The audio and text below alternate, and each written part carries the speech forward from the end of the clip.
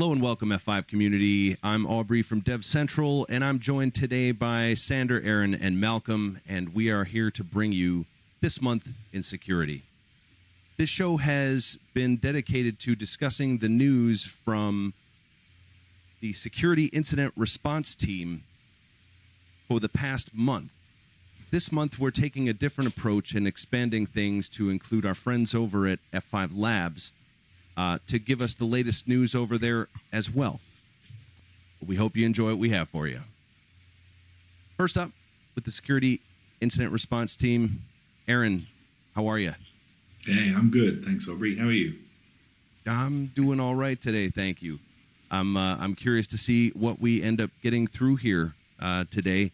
I think we're going to have a chance to review the sensor intel report from Labs, which was just released. So I'm anxious to see what that kind of brings to the show.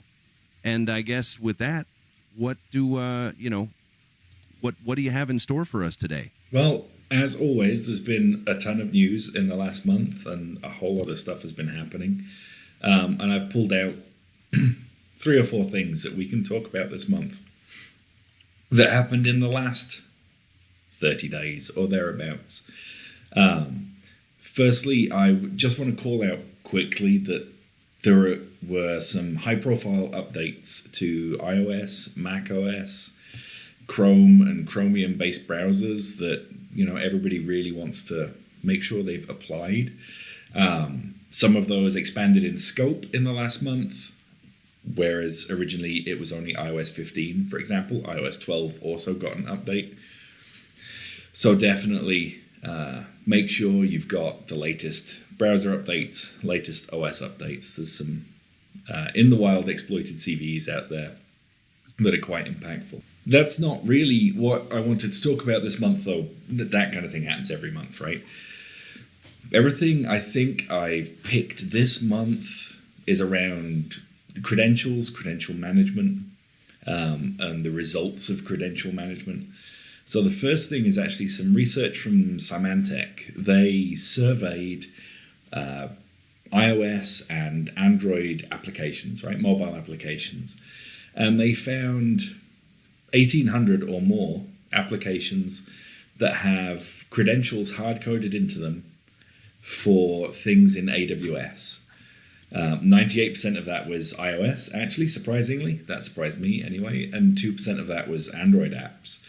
Those credentials that were hard-coded in could be extracted and allow an attacker to access back-end resources like databases that should otherwise be behind some layer of protection, right? Potentially exposing sensitive data or APIs that could be exploited to carry out malicious transactions or modify data in some way. This seems to be a problem caused by, and I'm going to talk about something that we covered last month, supply chain, right? The software supply chain. It looks like there's a lot of iOS apps out there that are using a relatively small number of frameworks, and those frameworks are causing credentials to be built into the app. That's a really hard thing to fix. It just highlights that the problem of the software supply chain for me, right? How do you audit what is potentially a closed source SDK that you're using to make sure it's not doing something poor security-wise? That's really hard. I would imagine that Apple does not have any sort of verbiage in their EULA or anything that kind of says, hey, we're checking for this, or you are responsible for this. Is that, do you know, was that disclosed at all? Yeah, I didn't see that discussed, but the reason it surprised me that most of those were iOS is that, at least the last time I looked, Apple's the process for getting an app into the Apple Store is maybe stricter than getting it into the Google Play Store.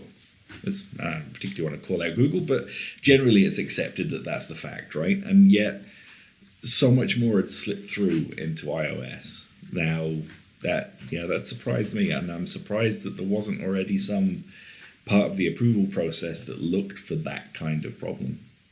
Yeah, it seems like the majority of the mobility stuff that we've covered in the past few months, at least, has been Android focused. And when you look back, it seems like that tends to be the majority of the news.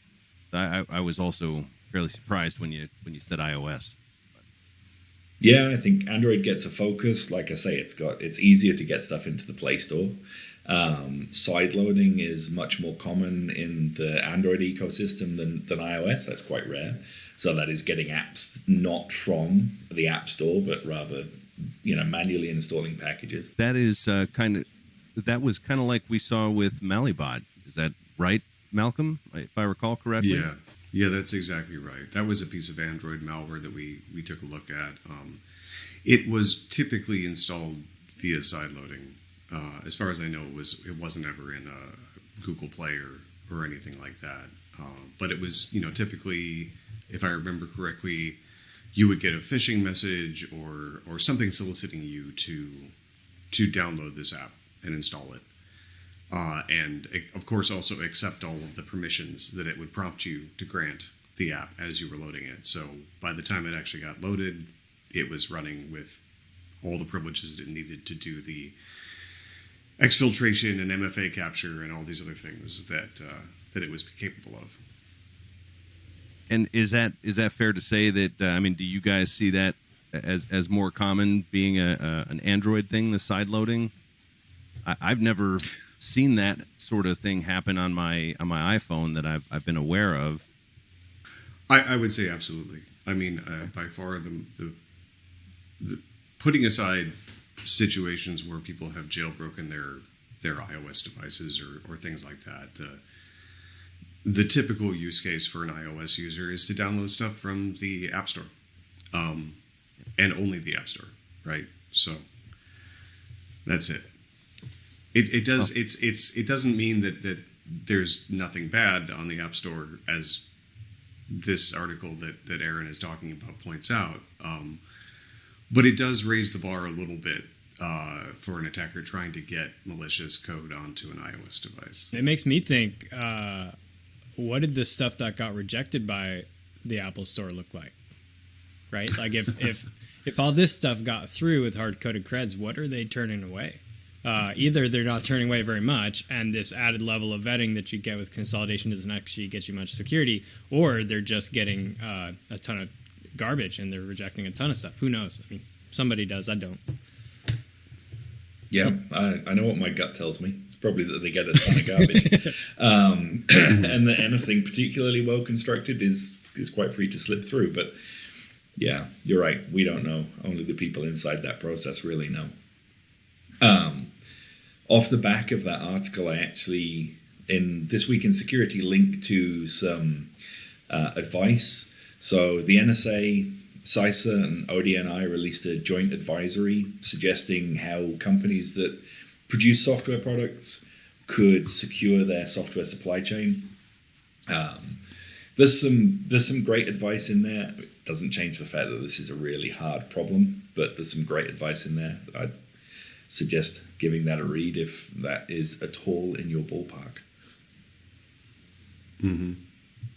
I particularly found interesting the call out about Python packages, and not to beat up on Python packages, but just the lack of awareness, essentially, that when you are installing a package via pip, there is the possibility that package will execute instructions, right, of some kind or another that are not necessarily obvious to you unless you go crack open the package and look at the scripts that it's going to run, right? This has been a thing since the earliest days that I was on the internet, where people were sharing shell archives, right? This is kind of inherent. There's a layer of trust where if you're saying, well, I'm going to go install this package via pip, I'm trusting that whoever is on the other end of that package does not intend me any harm. So the larger issue of how do we validate that that's the case, right, is a really huge one. And it goes to things like, should GitHub require developers to digitally sign their packages, There was a big debate about that, a month ago. Should whether it's pip or npm or anything else, how do we build software bills of back up. What bill is of it? materials? Software bill of materials. Thank you. Software bill of materials that are actually traceable, and validated. To be honest with you, I'm a little surprised it took everybody this long to kind of go, oh, this is a problem, right? But yeah, it's. Go ahead. I was going to say we talked about this a little bit last month. I had seen a tweet from a developer who was maintaining an old Perl package, and by maintaining, I mean he said, I haven't touched this thing in 10 years, and it still is relied upon by quite a few packages that you install with a default Linux installation. So his moral of the story was audit your packages. Really, it has to be done. There is a great XKCD comic, as there is for many things, but for this specific problem, right, where the entire internet is being held up by a tiny package maintained by one guy in, I forget where, I'm going to say Wisconsin, just because it'll raise a smile. And yeah, I felt a little bad because I was calling out Python for the second This Week in Security in like 3 weeks when I wrote that bit about Python. But you're right, it's not just Python. Every package manager in the history of just about ever has had a way for the package to run some code as part of being installed, to pull down dependencies or to configure itself or whatever. And yeah, we just kind of implicitly trust that when we install an RPM or a .dev or whatever, it's going to do the right thing. Yeah, I would say I've heard at least as much about npm and Node.js as I heard about Python. Although, and this could just be because I'm hearing it mostly from you, Aaron, but I've heard more about Python packages being compromised in 2022 than in the future. So I don't know if I'm just seeing this more and it's recency bias or what, but it certainly seems to me like there's more focus on that in Python specifically than I've seen before. I would imagine there's got to be something to do with the explosive growth of Python also and the cloud. It seems like everyone's out there learning it. I actually think, and I digress slightly from the topic here, but I noticed that there is something of an echo chamber in security, and someone will find a thing, right? And then like everyone is off over there, right? We're like the sheep that are all like, "Ooh, hey, let's all go look at that thing." And so, one finding in Python begets a lot of other findings in Python until we find a new shiny to go and focus on. I'm as guilty. Fortunately, of that I would say that the attacker side does the same thing, though, right? So maybe that sort of mitigates the impact of us all getting obsessed with everything, is they also get obsessed with vulns and approaches and platforms and software and stuff too. So, or CVEs, it's human nature, I guess. Yeah, and that it does really kind of create a self-referential and self-generating echo chamber then too, because as soon as somebody comes up with a novel idea and everybody goes chasing after it, then it's almost like if a researcher is saying, oh, hey, I saw this particular thing, this could be a problem, and then all the attackers go chase after it and do it, then it's sort of like the researcher can say, see, I told you, it's a problem. Right, so it kind of creates its own buzz as it goes. So, speaking of self-referential, and the semantic research was talking about credentials hard-coded within apps, right? So, talking about where you store credentials, password managers.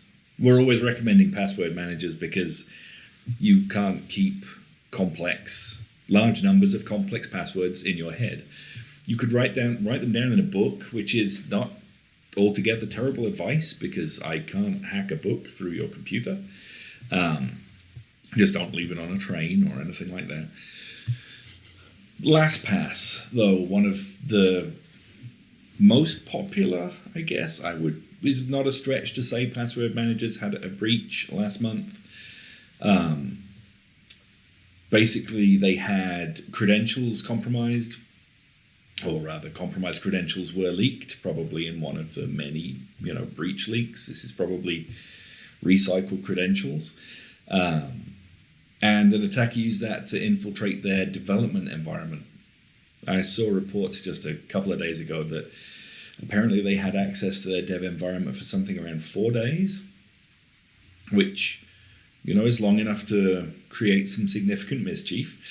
I should say that as far as we know, and it's still my current understanding, unless anybody's read anything more recently, that your passwords, should you use Lastpass, were not compromised, right? There's the concept of zero-knowledge security, or zero-knowledge encryption that Lastpass uses to make sure that even if the data was compromised, and I don't actually believe the data was, just the development environment, that an attacker couldn't get your secrets back out of the database without your master secret. But still, this is an example of if you have to be careful who you trust with your credentials, right? It's and that nobody is infallible. Even one would presume a company who invests heavily in security because of what they do can be compromised if credentials get out there. It's funny. It makes me think when you talk about no user data being exposed or whatnot. The first thing that came to my mind was last month when we talked a little bit about quantum cracking, which is like, man, it's only a matter of time, So that this kind of thing for me is very scary. As a person who I don't use LastPass. I do use another password manager that is cloud-based, and it's been great for me for the duration, but it does make me a little nervous hearing about this one. Yeah, it's like you say, zero-knowledge security, zero-knowledge encryption. That's brilliant, and possibly until you throw it into some kind of quantum cracking rig. It's going to highly depend, right? Nothing is secure forever. It's just how long it's going to take you to crack it. Currently, it's impractical. Maybe it won't always be. And yeah, like you, I use a password manager, right? I can't keep track of 1,000 different passwords. Mine isn't cloud-based, but that doesn't preclude the possibility that I might store its password store somewhere to sync between devices, right? And it's, that has an attack surface. It's encrypted at rest, but still could be cracked, conceivably.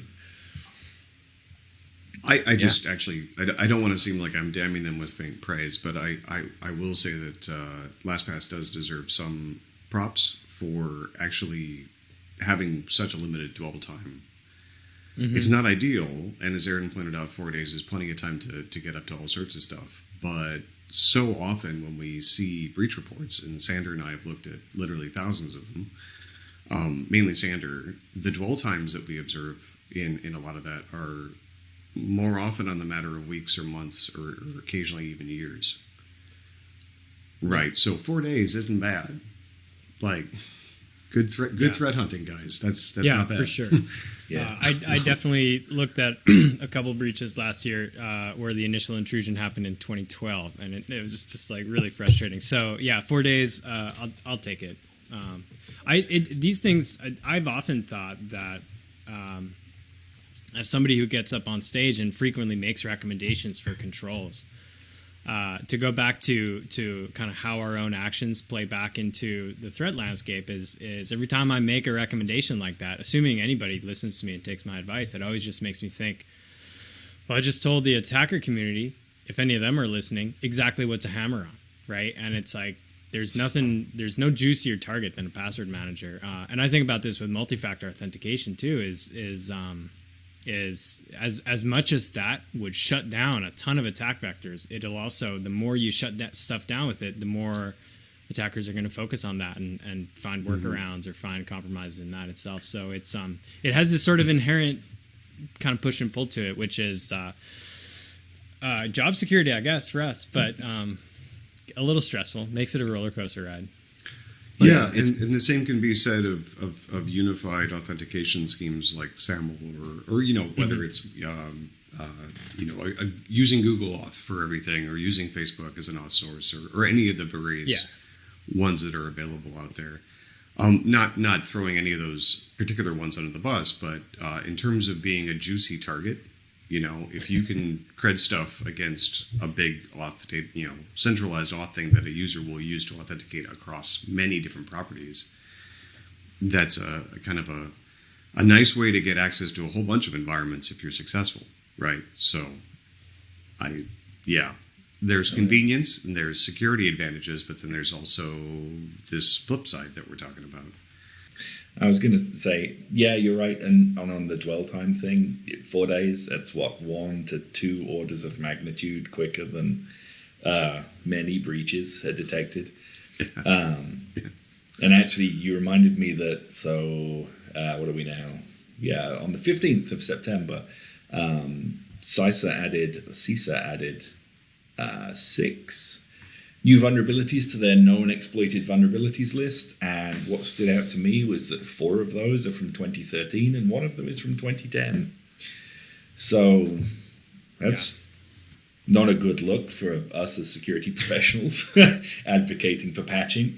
One of those is a Windows remote code execution vulnerability, like I say, from 2010 that they are seeing actively exploited in the wild and believe is, a clear and present danger, which blows my mind. Well, it's interesting. You mentioned multi-factor authentication, Sandra, and that to me, it's funny because the next article that we have up is the Uber breach, which, if you look at what happened with that, it's a little bit scary that multi-factor authentication seemed to be the way that it occurred, or rather with Mfa Exhaustion. And as a guy that does what I do for a living on the YouTubes, it was an interesting thing for me to think about that, going, boy, holy cow, I think of multi-factor authentication as kind of the saving grace most of the time. Like, boy, they could really get us, except for this MFA thing. But the way that the attacker seems to have taken MFA completely out of the picture, even though it was there, just via exhaustion and doing something terribly annoying. And the way I read it was that they feel that the way in was potentially via, asking for many pushes. So they found that a push was being used as the second factor. And so, continuing to hammer away with thousands and thousands and thousands, tens of thousands of pushes to the same users over and over again. They eventually got their shot at something disabled, apparently, and were able to crack in once. And I don't know. It's not clear that they're out of there at this point either. Yeah, it's funny you say about that, the Mfa Exhaustion, because I remember reading about that as a concept to be warned of maybe a year ago. And it's that security and usability trade-off again. The usability of me just having to click accept on my phone when I'm MFAing into something, that's way easier than I have to open my phone, I have to go get the code, I have to then type the code in, maybe I typo, which it seems I do regularly. I have to go around the whole loop again. Just the push notification is so much easier. But yeah, if you spam me with push notifications, chances are that either at some point I will hit the wrong button and accept one, or maybe you'll spam me with one while I am trying to MFA in, and I'll accept yours instead of mine, right? I won't know which one of the 1,000 notifications is mine. And that second factor suddenly becomes completely meaningless. On the good side of things, at least it seems to this point that no customer data has been exfiltrated, but it does seem like quite a bit of Uber internal data has been gained by someone, and we still don't know who. Although based on the I guess sort of the maturity level of some of these pranks that have been going on inside. If you read about some of this, it can't be, I don't know, it can't be seasoned veterans, I wouldn't think. It seems like younger types to me, but maybe that's just a bad assumption. Yeah, attribution is hard, right? I mean, I've seen what Lapsus mentioned, but who knows? I think this is still unraveling as a story.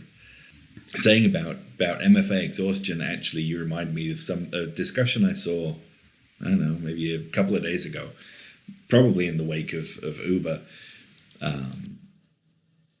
suggesting that perhaps, MFA isn't the be-all and end-all, and what we should actually be advocating for is hardware token-based auth. And I don't know, I'm torn on that. It's taken us long enough to get MFA to be of any kind, right? Whether that's SMS-based one-time passcodes or Google Authenticator or Duo or something like that, or Authy. It's taken us long enough for those things to be accepted and implemented on a relatively wide scale. Pushing for hardware token-based auth, it's never going to happen for everything. Maybe for the highest value targets, but even then, it's security versus usability. I think MFA is going to win every time there. One thing about MFA that I think occasionally doesn't get talked about as much as I think it should is right now the typical use case is you log in, username, password, you get an MFA prompt or some kind of MFA exchange, and then at that point you're authenticated, right? If I can get around MFA, if I can get around the creds, then there's nothing really in my way, right? After that point, I'm increasingly recommending that additional MFA be used at other points in the life cycle of the session, right? So you get in, maybe you get access to, you say for a bank, you can view your accounts, but if you're actually going to do anything like transfer money, you would have to go through another MFA cycle, right? And that wouldn't necessarily stop a dedicated attacker, but it could mess up some of these things like MFA Exhaustion. Maybe wouldn't be as feasible to use in that situation, and it would add an additional layer of protection. So I think MFA is here to stay. I think if anything, we're going to see it implemented in more spots in the life cycle, right? Oh, yeah. Or at least that's what I would recommend. There are places where it's relatively easy to add those multiple levels of MFA, like you say, online banking. My bank does that. If I'm carrying out an unusual transaction, it will call a number, one of the predefined numbers on my account that I also can't change without that extra second factor. Though the thought of having to MFA into everything I use in a workday fills me with dread. Right? If I need 15 MFA prompts just to do my normal job, that's going to get annoying. Really fast. It does. I have access to a couple of environments that are a bit like that, and it is a bit. I mean, you put up with it, right? Because you kind of have to. But it does not make for a smooth user experience. No. Speaking of MFA credentials, and we mentioned those old vulnerabilities in Slice's known exploited vulnerabilities catalog. That reminds me of some of the things that Peter Zatko said in his testimony. So Mudge, as people may know him, Twitter's ex-security lead. And I think a large part of his disclosure there was the amount of tech debt that existed, right? Which will include old vulnerabilities that aren't being patched and, suboptimal handling of credentials, that kind of thing. There's probably a lot we can talk about Mudge's disclosure. I think I'm going to go out on a limb and say that the kind of things he disclosed probably not all that uncommon, at least in some way, shape, or form in numerous different orgs out there, because security is hard, expensive, and time-consuming to do right. But interested in the group's thoughts on that. on his testimony. I think you're probably right. I bet it's very, very common, especially in social media. I mean, I think that, if I take as a for instance, I have a group on my Facebook, my personal Facebook, which is, if I look at the 1,000+ members in this group, really, there's probably like 5 people, and I'm not even kidding. It's really that big of a number. And the rest, I have no idea. They don't participate. No action ever. No, it's amazing the sheer volume, though. I mean, really, like 1,000+. Also, an interesting thought from me is I got TikTok. Right, I went on TikTok to try and learn that. Like, hey, how does this work for DevCentral? Can it be a utility for us to get our message out to maybe some of the younger folks that are doing app delivery? But on TikTok, after several weeks of being on there, it was like, I look at the requests and things like that come up and who's following you. None of these are people. I mean, really, not a one of these is a person, because I'm not, I don't know anyone on there. I don't have anything to do with it.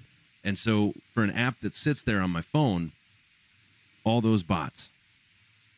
That's what it made me think. Really, I think it's a very widespread problem, and I don't think Twitter's alone. Oh no, certainly not. And I think that that a lot of what, like, I agree, a lot of what Mudge was talking about is definitely present to a greater or lesser extent in many companies, especially ones that are growing really fast or are in that sort of ramp up stage of their development, because the overall thrust of what the company is trying to achieve is growth and gaining users and gaining investment and so forth. So that orients the company around moving quickly and maybe not cleaning up their tech debt, or maybe not paying attention to some of the aspects of how to run a business securely that don't directly contribute to growth, right? And we can argue, at what point does that become really negligent? I guess, and I'm sure that's going to end up becoming the subject of many congressional inquiries and regulatory efforts as we move forward from this point. But the main thrust of it is just oftentimes I would say probably much of the time, security is not part of the main line of the business. It's not. It's something that's there, but maybe doesn't get the attention it needs, or the funding it needs, or the emphasis it needs, and you end up with a non-optimal situation. Therefore, at least in terms of the security of the company, right? So, there's an awful lot more to dig into around that. How do you make security more central to a business? What are the responsibilities of businesses in terms of securing their users' information, et cetera, but which are probably for people in different positions than I am to talk about. But at the very least, I think one of the biggest things that I found of value from this testimony was somebody kind of finally coming out and saying, here is at least one example of what things are actually like.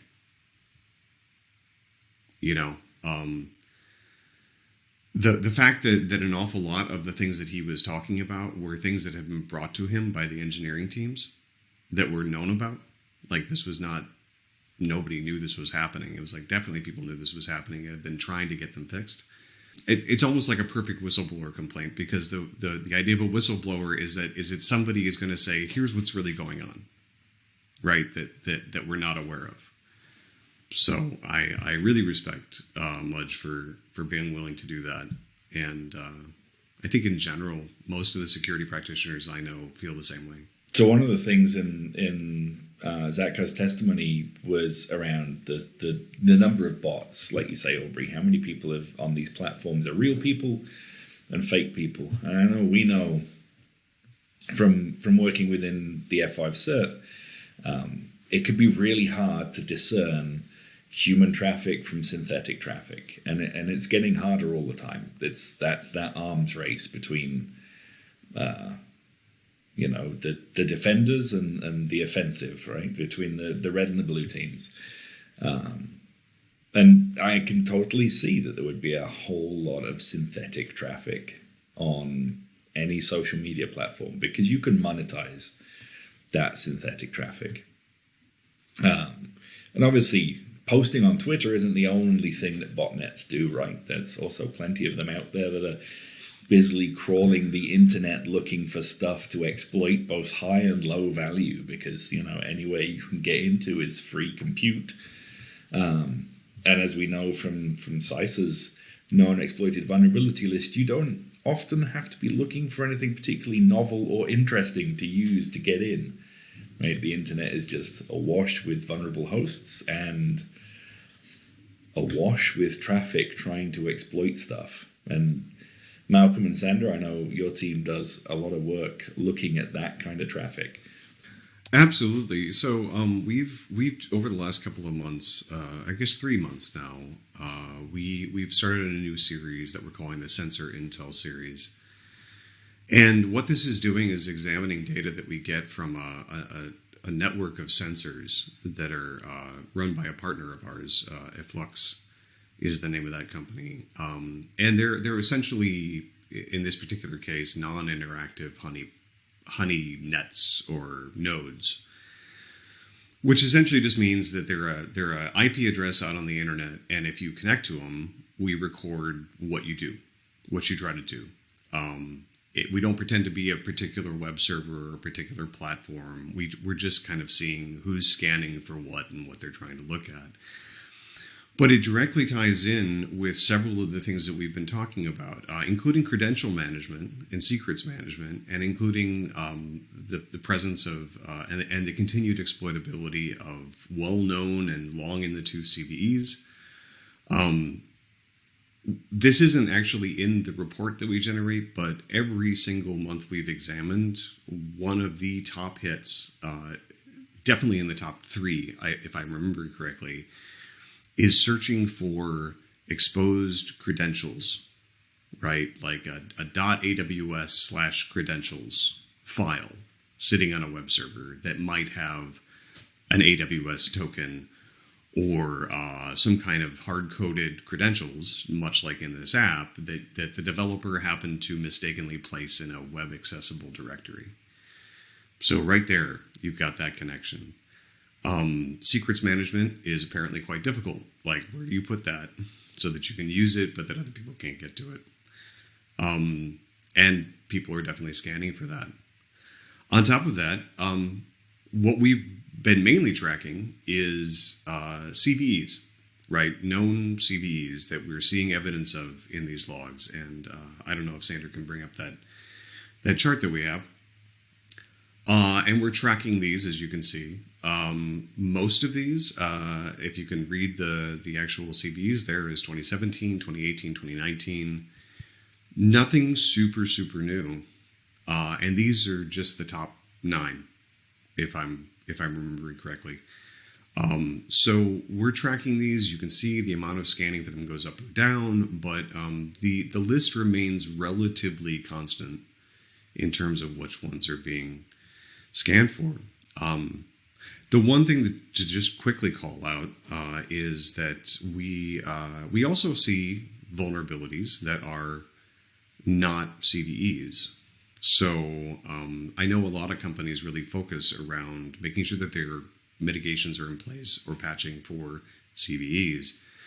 But there's plenty of vulnerabilities that are well known and published exploits and actively being exploited that for whatever reason never got a CVE number. And there's one example of that here, which is a vulnerability in a web server that's part of a DVR, JAWS DVR, that's associated with like closed circuit TV cameras.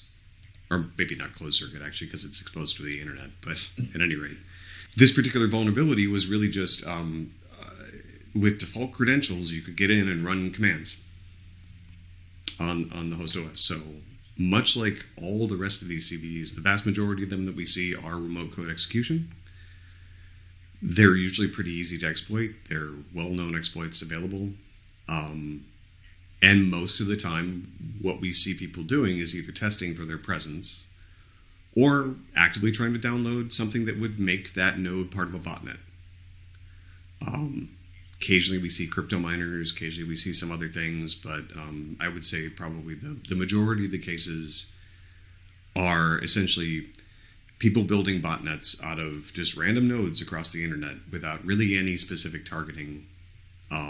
Not targeting particular web servers or particular companies or particular industries. These nodes are really just IP addresses, which leads us to maybe be able to make a small prediction, which maybe I'll let Sandra talk in more detail about.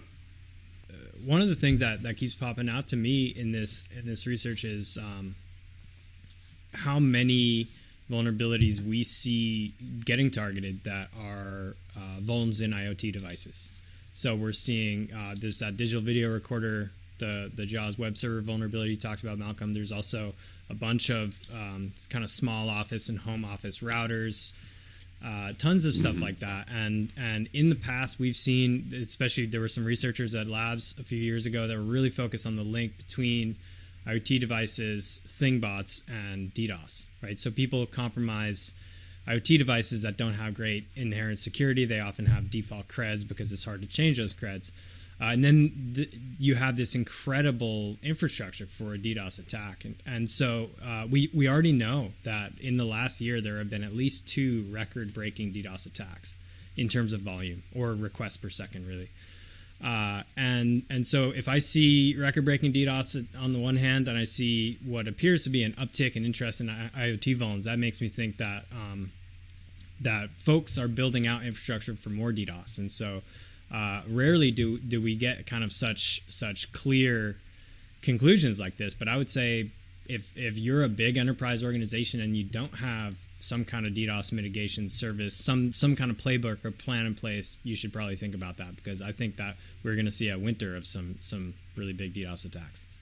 That's something that I just did a podcast with Brian McHenry for the healthcare industry that was aimed at the C-suites, just to kind of talk about the latest security issues that we are seeing from our data.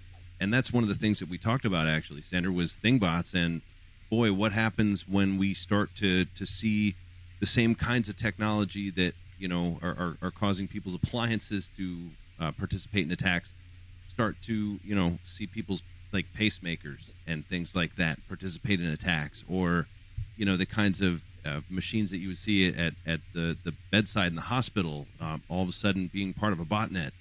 To me, that kind of thing is I say horrifying too much, but I'm going to say it again. It's when you're playing with somebody's life too.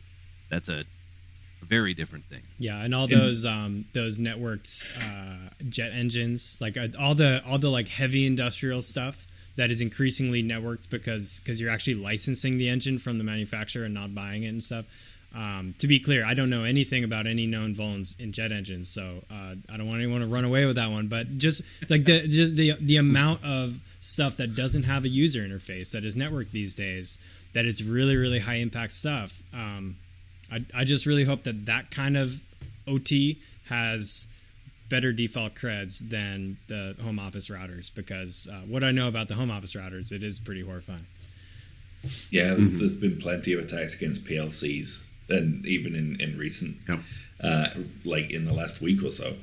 And we saw what I forget if we talked about this last month, but one of the water companies in the UK was breached, and the attackers had control over the industrial control systems that deal with adding chemicals to drinking water. Mm-hmm. I mean, that's terrifying. It's almost reassuring that what we see most of this kind of bot traffic doing really is just replicating itself, right? And then it's used for relatively, I would say, I don't want to say low value, because you can resell a botnet for a reasonable sum of money, right? But if all they're doing is conducting volumetric denial of service attacks using these botnets, that's probably the best case scenario. because there are much worse things they could be doing. Yeah, it's definitely true. One thing that I end up thinking a lot about, especially when you start bringing in the industrial control system angle, is we know, and I'm sure everybody on this call has seen this. A lot of times people don't realize that a node under their control is part of a botnet until the botnet is activated to start doing a DDoS attack, say, and they wonder why their outbound connectivity is becoming saturated, right? And then and everything is kind of getting broken, or the CPU is super high, or whatever it happens to be. And then they realize, we're part of a botnet. We don't want that. Well, if you apply that to something that's an industrial control system, like even if the target is not to take over the industrial control system or do something terrible to the water supply or the dam control or whatever, even if it's really just, we found this thing and made it part of our botnet, and then we activate it. Well, what happens to those industrial control systems when their network is impacted, or their CPU is impacted, or half of the things in your industries are becoming unresponsive because they're busy doing botnet stuff? That makes me worry. Mm-hmm. Absolutely. Because the failure states that cascade from that could be really bad, right? I think to broadband over power line, which was, an industry that I belonged to way back. And, you think about smart grids.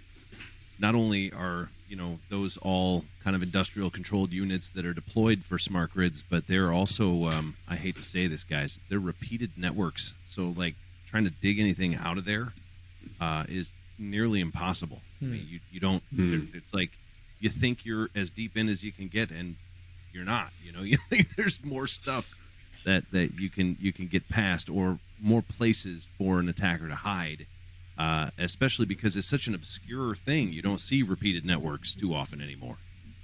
Yeah, that's interesting. I had no idea. Yeah, we'd hope that they'd be gone by now, but they're not. But they're still with us. Just to pull back to something you said earlier, actually, or that we said earlier about having a playbook for being under attack, and that every business now, basically every business, it doesn't matter if you've got a public website presence or not, you need a playbook for I am under attack, right? Because I am under attack could easily be, like Malcolm says, the first time you know that something's been popped and is part of a botnet is when your outbound is saturated.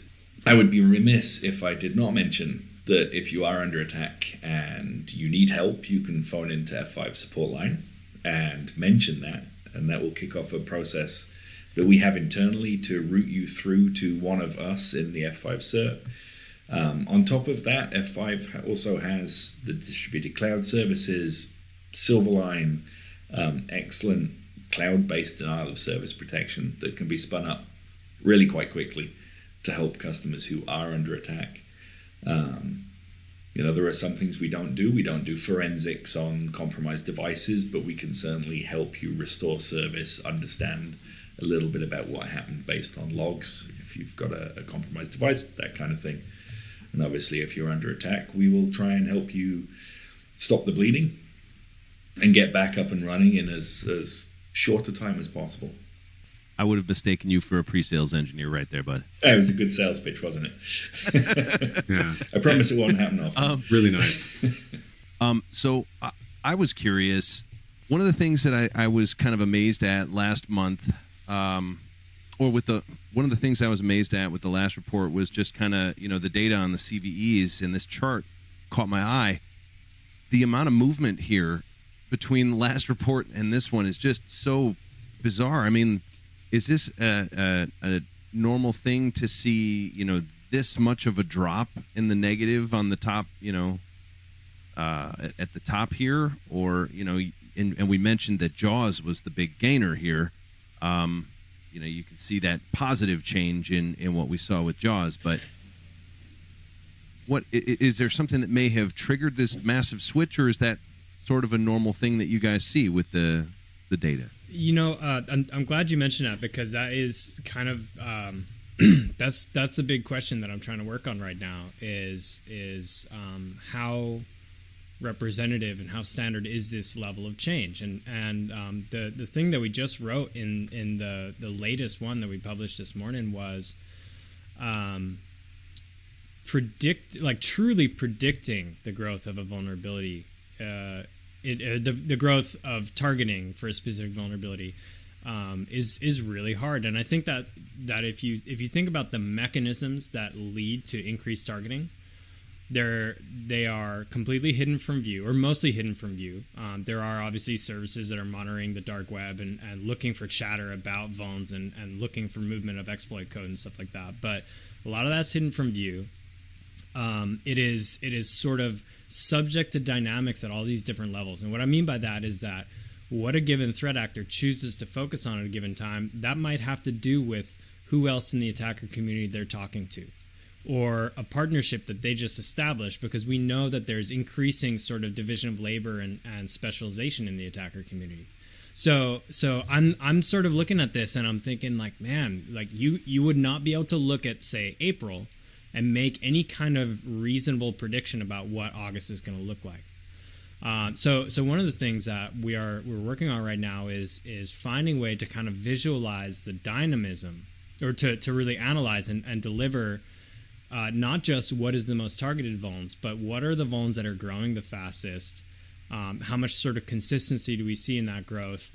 Now we also get into tricky things about weighting it by traffic, because if you see huge spikes in focus, but you're still only going from 100 to 500 connections, that's a different story from going from 5,000 to 25,000, right?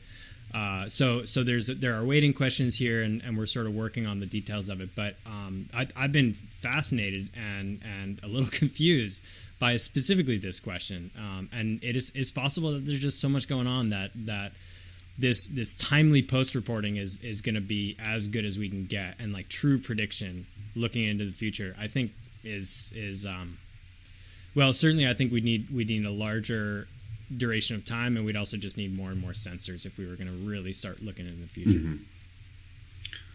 Yeah. Additionally to that, there's a fair, I would say, just from my view of the data, that some, not all, but some of this is attributable to the occasional actor who decides that they're just going to go full throttle on scanning for a specific thing. And so if you break this down, not so much by month, but almost by like day or even by hour, you'll see one set of IPs or sort of a cluster of IPs suddenly go from nothing to a lot, and then back down to nothing again. So, that like it kind of goes to Sandra's point. There are an awful lot of unknowns here. We don't know why that particular person is doing that particular thing. And we can't tell in any kind of predictive way when they're going to do that again and which one they're going to use or want to target. So all I can really say is that some of this gets extremely spiky if you reduce the time period down to a more granular level. I'm just sad that we're not going to be able to see Janet Jackson's CVE on here, because it is not network based. But it is. Maybe we'll hear more about that. Next time we talk about the sensor Intel series, and I think on that we probably should draw this edition to a close. So I would like to thank the community again for joining us here on This Month in Security.